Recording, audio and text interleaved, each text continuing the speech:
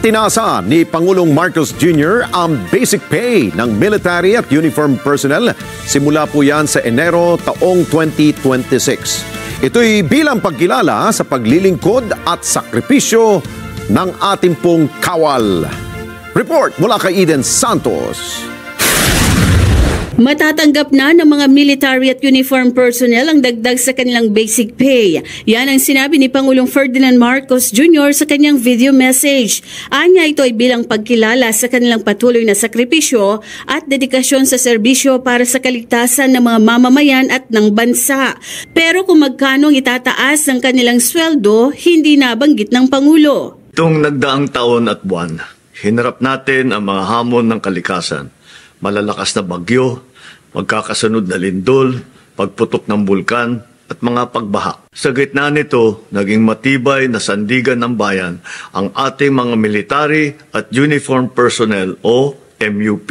Hindi rin nawawala ang banta sa ating seguridad. Ngunit panatag ang sambayanan dahil nandyan ang ating kapulisan at kasundaluhan. Ang ating mga MUP ang unang sumasagot sa tawag ng tungkulin.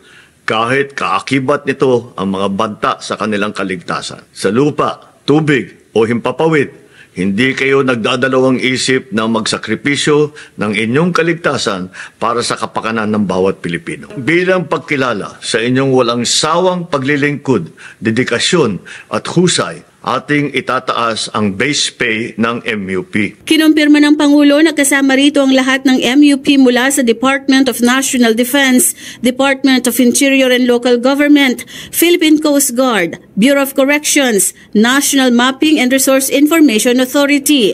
Ibibigay anya ang dagdag sahod sa 3 tranche. Bukod sa pagtataas sa basic pay ay magiging pantay-pantay na rin ang subsistence allowance ng mga sundalo at pulis. Tatanggap ang lahat ng MUP ng 350 pesos simula sa susunod na taon. Ito ay ipapatupad natin sa 3 tranche sa January 1, 2026, January 1, 2027 at January 1, 2028. Bukod pa riyan, simula January 1, 2026, ang subsistence allowance ng lahat ng MUP ay magiging 350 pesos na kada araw. Eden Santos para sa Mata ng Agila. Matatag, matapang, matapat.